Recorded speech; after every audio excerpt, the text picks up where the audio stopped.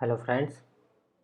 तो हम गो के बेसिक कॉन्सेप्ट में कंटिन्यू करते हैं और अब हम स्टार्ट करते हैं मैप।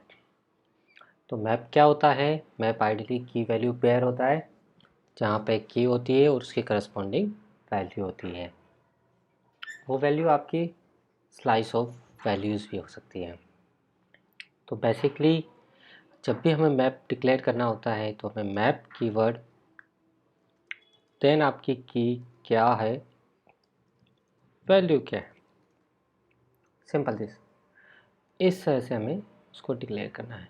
तो ब्रैकेट के अंदर जो वैल्यू है ये आपकी डिफाइन करती है आपकी की क्या है, देन आपकी वैल्यूज़ को हमें कैसे स्टोर करना है।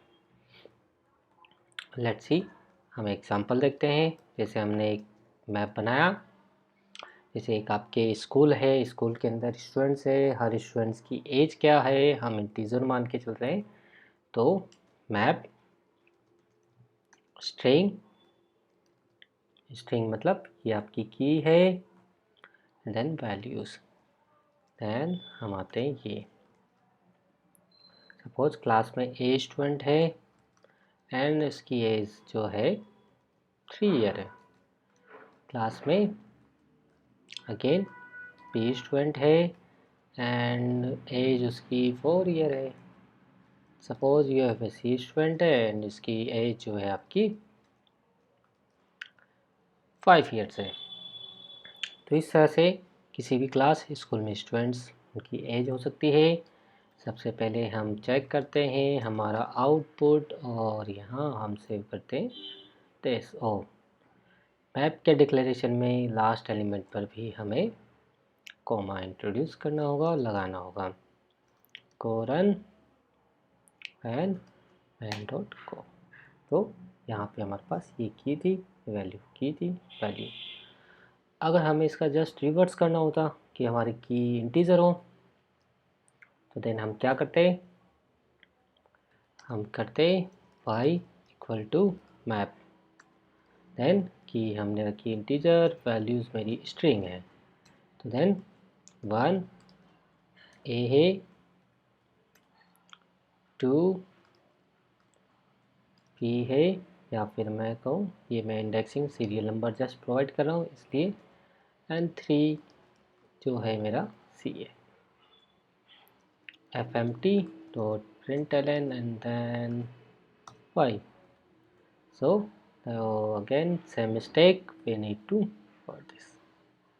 So now हम चेक करें तो हमारी की अब इंटीजर है। तो फ्रेंड्स हमने यहाँ पे चेक किया मैप को हम डिक्लेयर कैसे करते हैं और एक्सेस, अब मैप पे को एक्सेस करके कैसे करते हैं। तो जो भी हमारे पास मैप है तो वो हमारे पास एक्स में स्टोर है और सिंपल आपको उसकी की असाइन करनी है या की वैल्यू देनी है। जैसे मुझे ए की वैल्यू एक्सेस करनी है तो देन आई सिंपली यूज्ड ए और मैं अपने वैल्यूज़ मिल गई। अब यहाँ पे एक इंटरेस्टिंग पॉइंट होता है कि अगर आपको ये वेरीफाई करना हो कि जो आपके पास कोई भी की मैप में एग्जिस्ट करती है या नहीं करती है तो देन आपको वी ओके मीन्स वी मतलब वैल्यू, ओके मतलब बुलियन। तो एक्स और यहाँ पे सपोज करो मैं डी पास करता हूँ और ये बुलियन वैल्यू रिटर्न करेगा इसलिए false and then fmt dot println और यहाँ हम क्या करेंगे not a value not a key.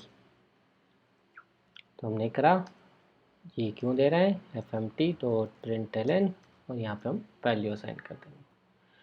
तो इस लॉजिक पे आप फ्रेंड्स बता सकते हैं कि वैल्यू क्या, वी की वैल्यू क्या होगी। सोचिए, हमने स्टार्टिंग के ट्यूटोरियल में देखा था अगर कोई भी की, जैसे यहाँ पे वैल्यू इसकी क्या है इंटीजर, अगर वो वैल्यू नहीं है या किसी वेरिएबल की वैल्यू नहीं है तो देन उसकी ज़ीरो वैल्यू मिलती है। तो मतलब यहाँ आएगा zero, let's run this, not a की एंड ज़ीरो, गॉट इट। अब यहाँ पे हम अपना एक पुराना कॉन्सेप्ट और रिवीजन करते हैं। सपोज़ हमें ये चाहिए ही नहीं था कि हमें प्रिंट करना हो, तो देन हम क्या यूज़ कर सकते हैं, अंडरस्कोर ऑपरेटर। तो underscore means just avoid I don't care this value. Okay, so now we run not a key और हमें किसी तरह की एरर भी नहीं है।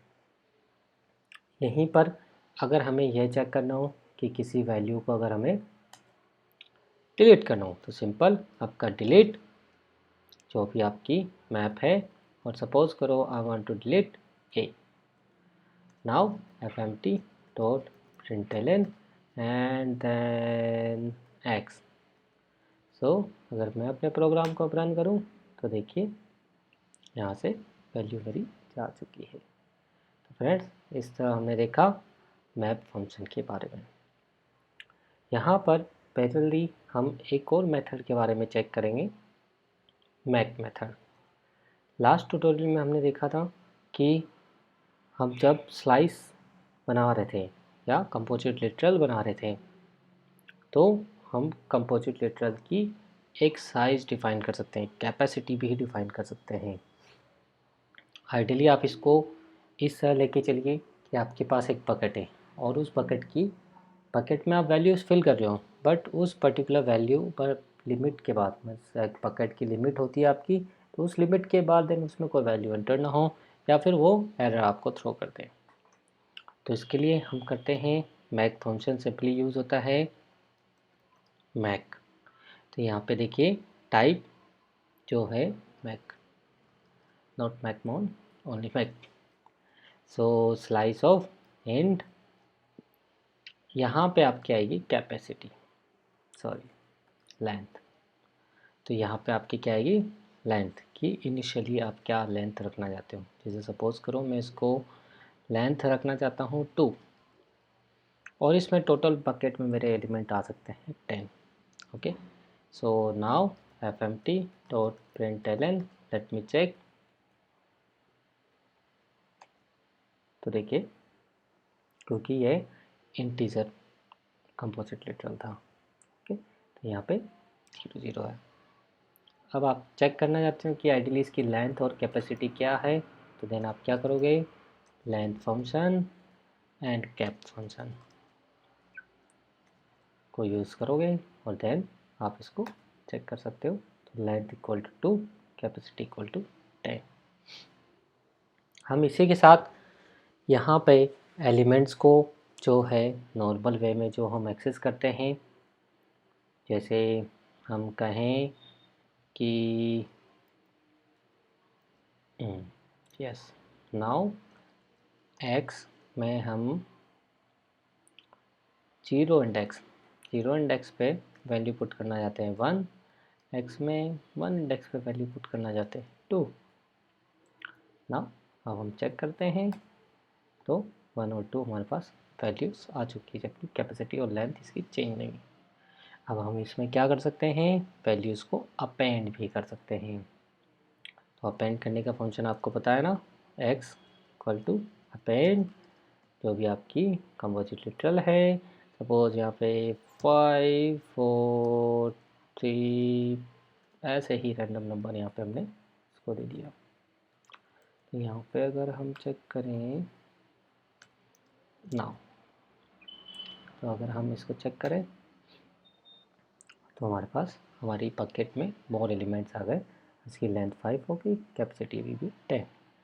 तो फ्रेंड्स, इसके थ्रू हमने चेक किया कि कैसे हम जो है मैक फंक्शन के थ्रू भी हमारा कंपोजिट लिटरल बना सकते हैं। यहाँ पे इम्पोर्टेंट पॉइंट ये है, first argument is your length and second argument is your capacity.